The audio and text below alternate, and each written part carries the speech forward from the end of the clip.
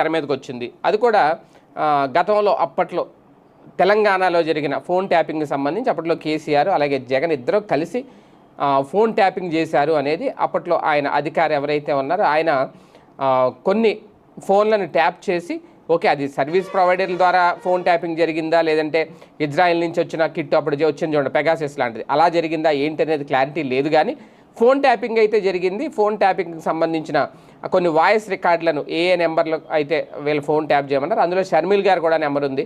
Sharmila voice కూడా ఎవరెవరితో మాట్లాడారంటే కొన్ని రికార్డ్ చేసి అవి జగన్కి పంపించారు అనేది ప్రధానమైన ఆరోపణ.